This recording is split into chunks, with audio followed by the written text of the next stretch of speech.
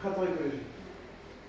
Et là derrière, vous voyez bien d'ailleurs, ça va? Ouais.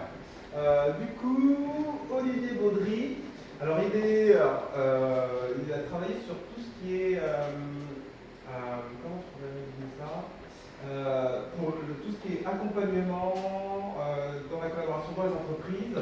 Il est coach en organisation et aussi il étudie tous les aspects psychosociaux dans l'organisation. Je suis chercheur. Intermédiophile. Voilà. Je suis en innovation sociale et management. Voilà. Il faut aller que je révise un peu plus. Et pour Olivier, est-ce que vous pourriez l'encourager? Du coup, je vais commencer tranquillement avec Solène, parce que Solène, Make Sense, c'est un peu l'ADN de la collaboration. Et donc, qu'est-ce qui a amené Make Sense à choisir les communautés de collaboration, le développement, et pourquoi choisir comme raison d'être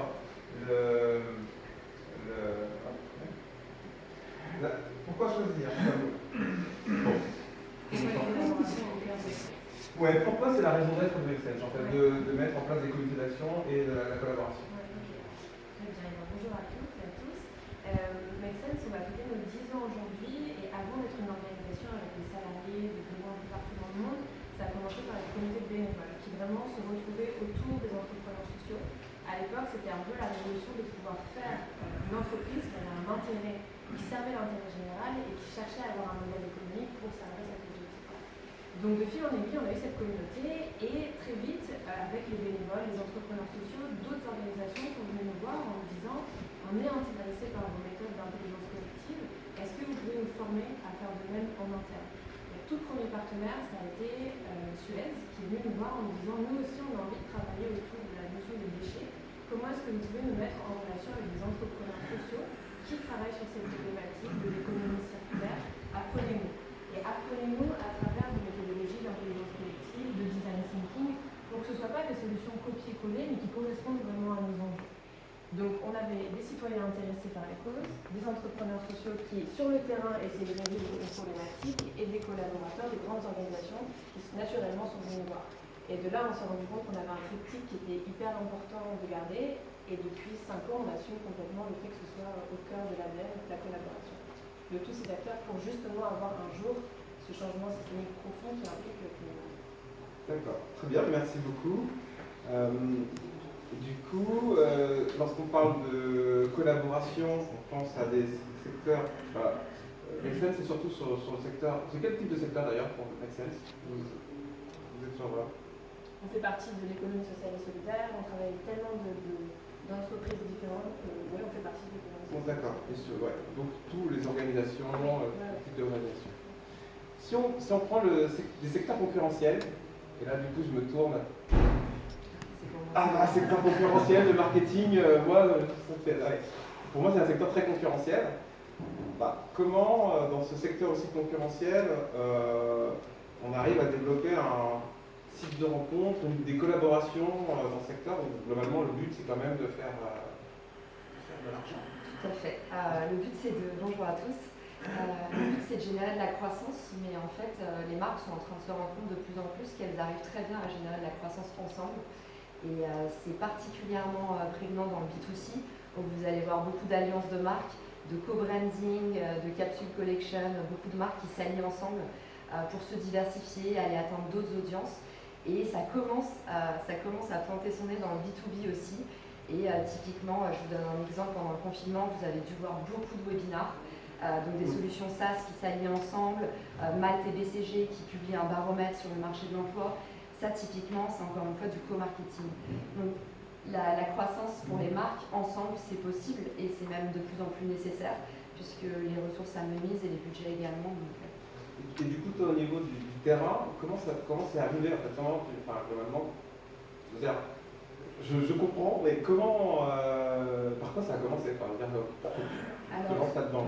Ça a commencé assez naturellement parce que je suis quelqu'un d'assez bavard et du coup quand je suis arrivée en marketing, j'ai toujours eu la curiosité d'aller parler aux gens qui étaient un peu dans mes industries ou pas du tout dans mes industries mais qui faisaient le même type de métier. Et en fait, petit à petit, je me suis sentie particulièrement à l'aise dans ces domaines-là, en fait, dans le domaine du partenariat.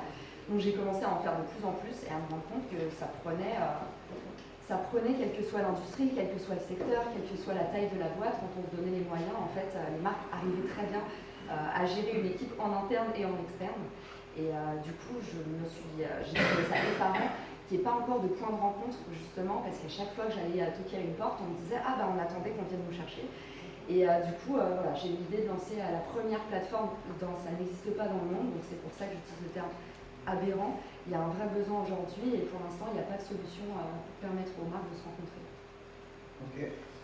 Du coup, alors on gardera 5-10 minutes de questions-réponses à la fin pour que vous puissiez échanger si par rapport au terme.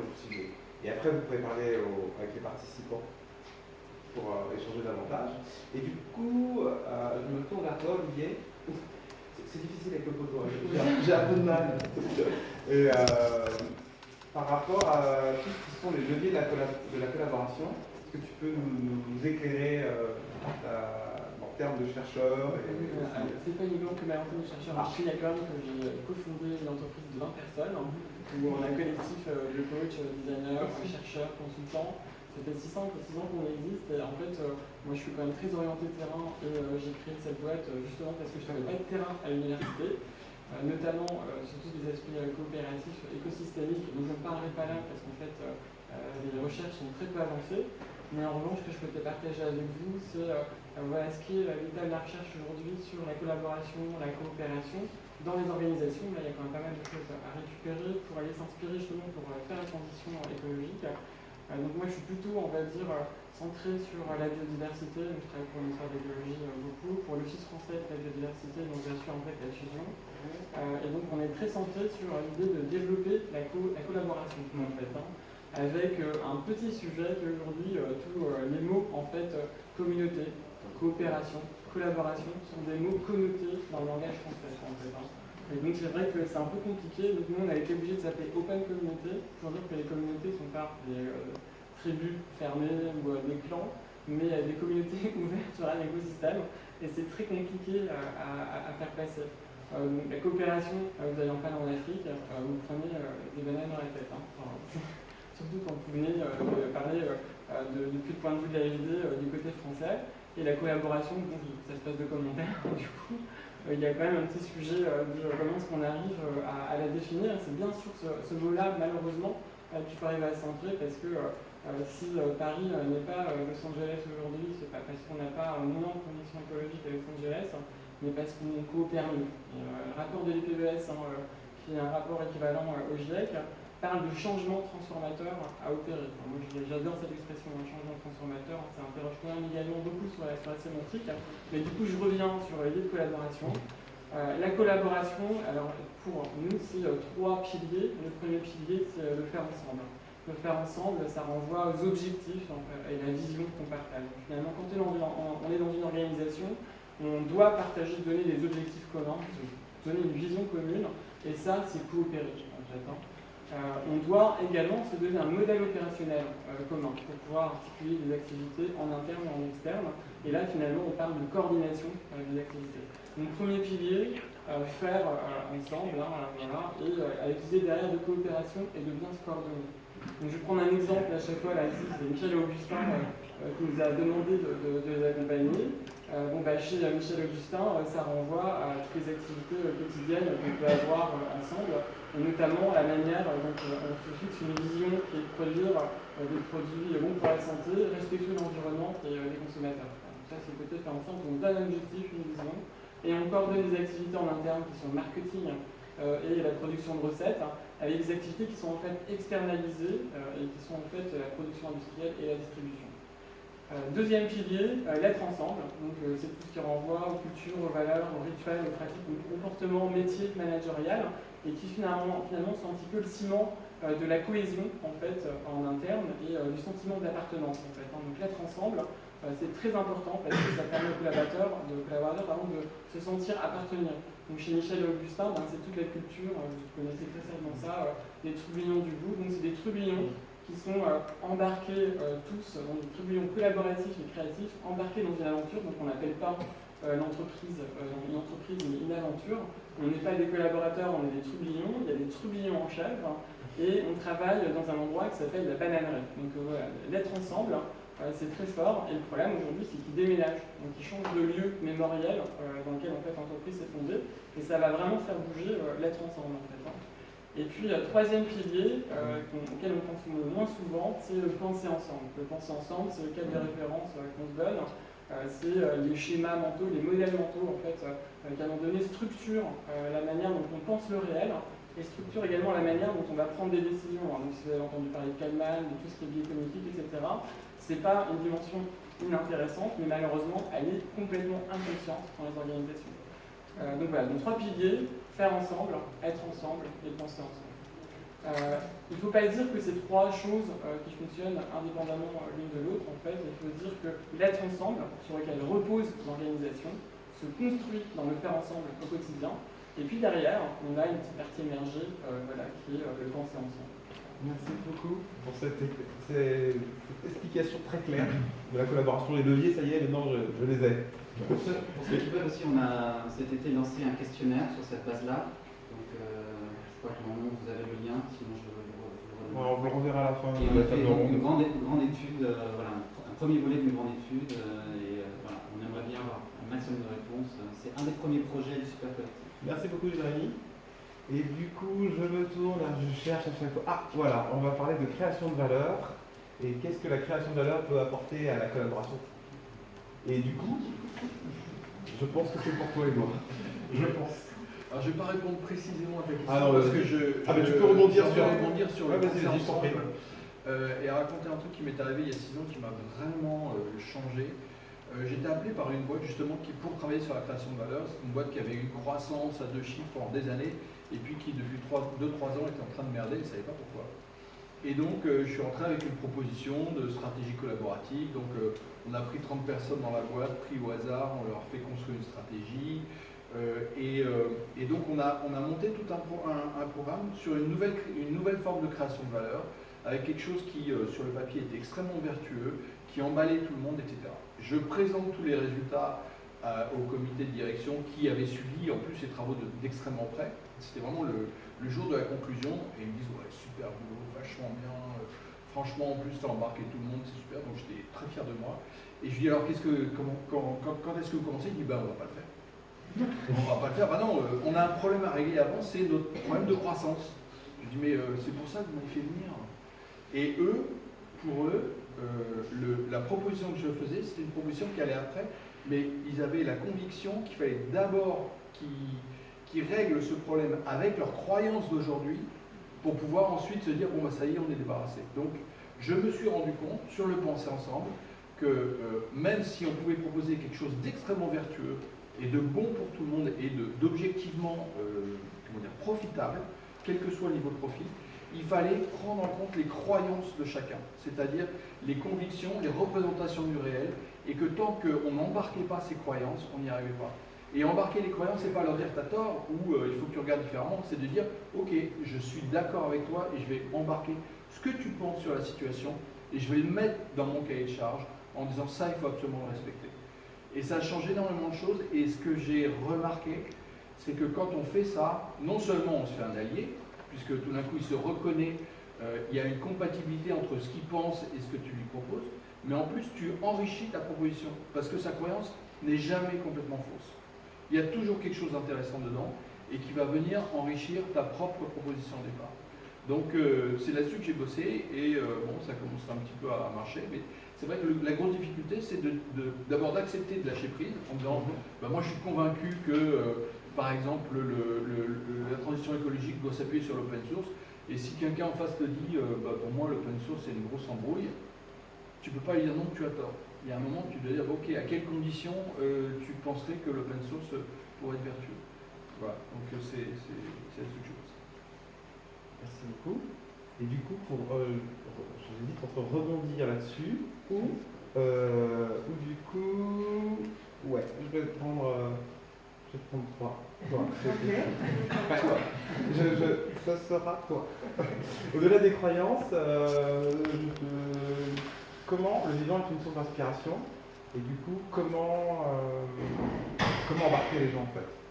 Alors, déjà, bonjour à tous. Je voulais dire très heureuse d'être là après tous ces mois. On n'a pas pu se réunir et enfin pouvoir se retrouver pour échanger et aborder tous ces sujets importants. Tu peux poser ta question d'abord. Collectivement. J'y viendrai, mais je veux déjà rebondir parce que cette grille que Olivier propose est très intéressante. Avant de faire le lien avec le vivant, puisque faire ensemble, être ensemble et penser ensemble, je pense qu'on a tous été très focus. Enfin, moi, ça fait 20 ans que je fais de la communication, 10 ans que je suis dans des problématiques d'innovation, design thinking, d'intelligence collective et coopérative, et qu'en fait, le faire ensemble, parce qu'on a des méthodes, on a des outils, on commence à être un peu rodé. Aujourd'hui, le défi, il est culturel, il est à la fois aussi très, très, très individuel, il est sur ces questions de manière d'être ensemble et de penser ensemble. Je vais juste sur ce penser ensemble, et on parle de transition écologique, notre manière de penser le vivant, notre manière de penser notre part dans toutes ces problématiques, elle est devenue fondamentale.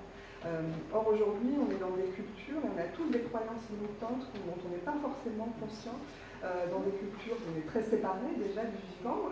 Et du vivant, il y a l'humain aussi dedans, une forme de déconnexion aussi de l'humain et de la nature, et où on doit voilà, le fait qu'on soit dans des cultures plutôt de compétition et de domination dans nos sociétés, le fait que chacun d'entre nous, si on se sonde bien, comment on voit les êtres humains en face de nous, plutôt des gens guidés par l'intérêt individuel, plutôt des gens prêts à coopérer. Il y a des tas de choses comme ça qu'on doit déconstruire et reconstruire. Et quand on parle, alors déjà c'est un travail individuel, enfin, moi personnellement, ça a été quelque chose d'assez structurant dans ma démarche et du coup dans l'accompagnement qu'on peut apporter aux entreprises.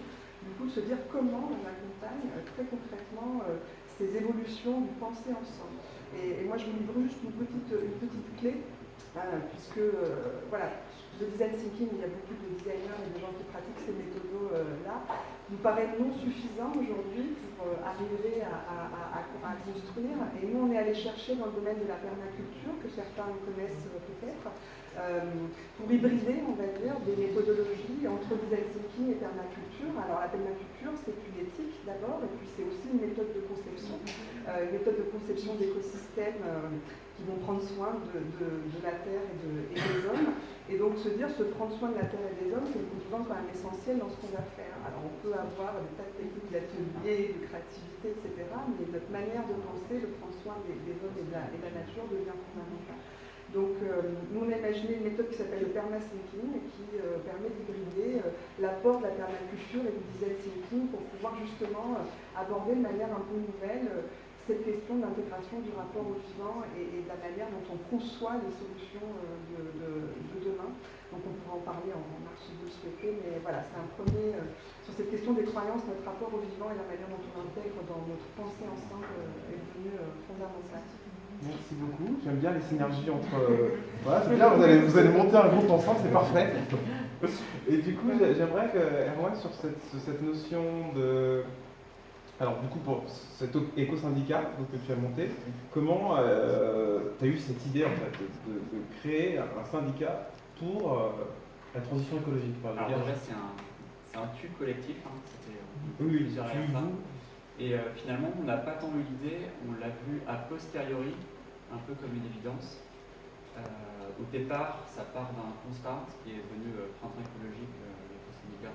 Ça part d'un constat, c'est que entre l'action individuelle et l'action plutôt politique, il y a au milieu l'entreprise, qui a un levier énorme de transformation collective et systémique, et qu'il faut, si on veut changer une société, transformer aussi ces entreprises qui font cette société.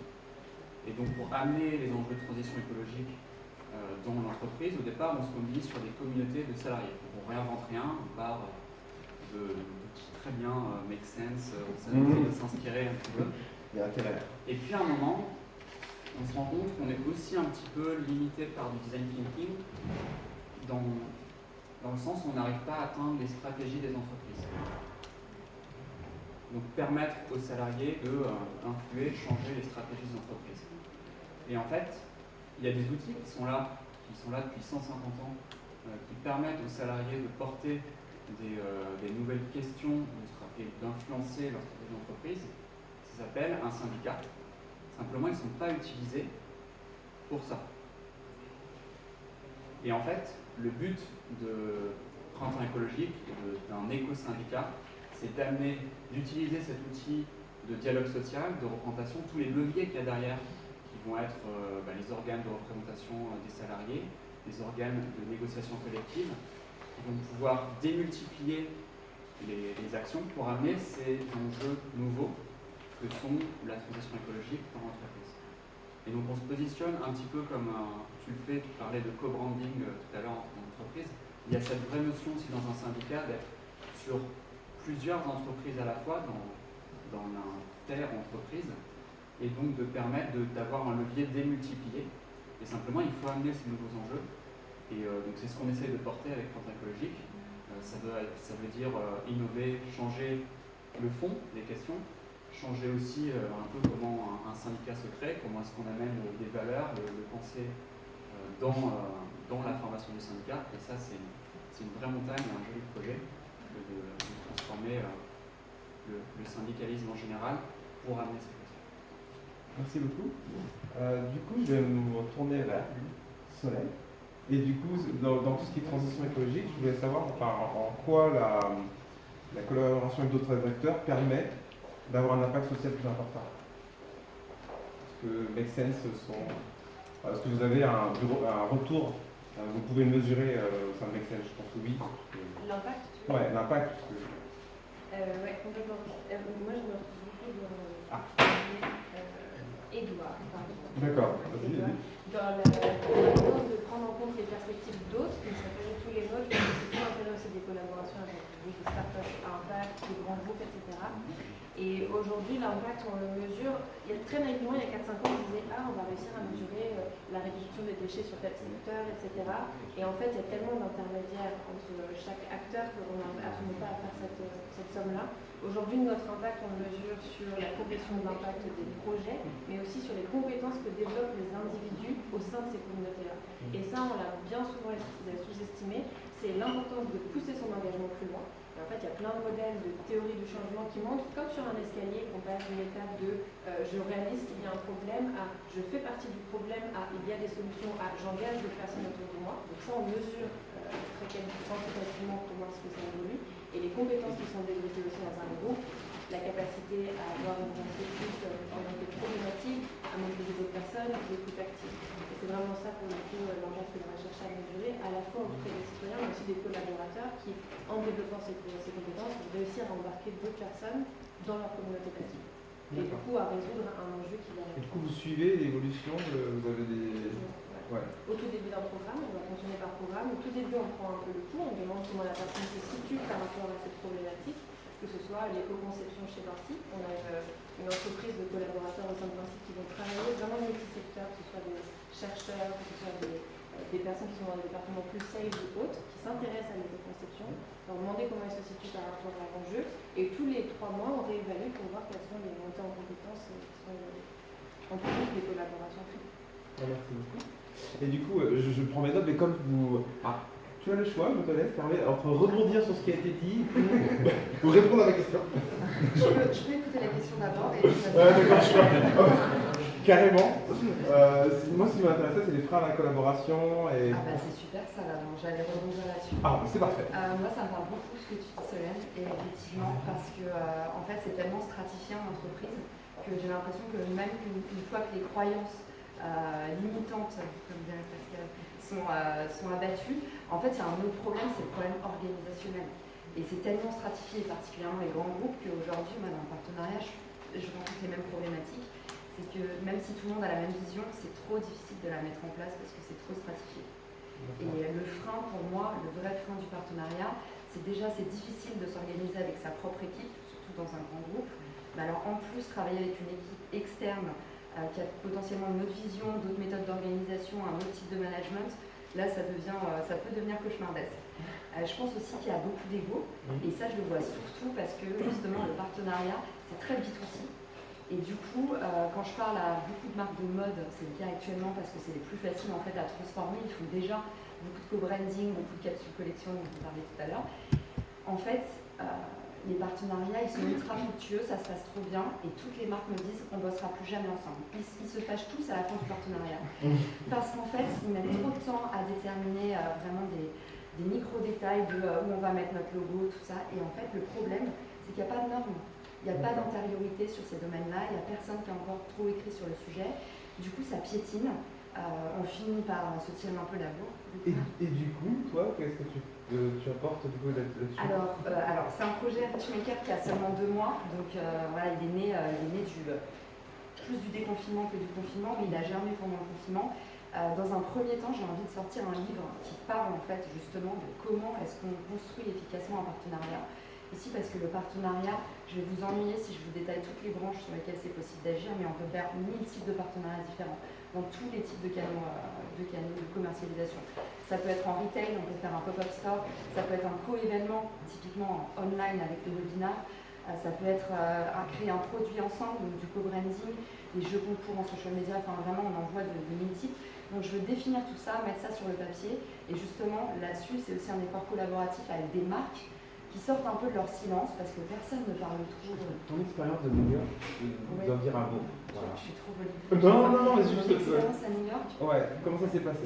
Juste. Typiquement, j'ai fait beaucoup de partenariats à chaque fois dans chacune de mes expériences. J'ai vraiment traversé tous les secteurs, donc ça va être difficile de parler. Je vais pas rappeler.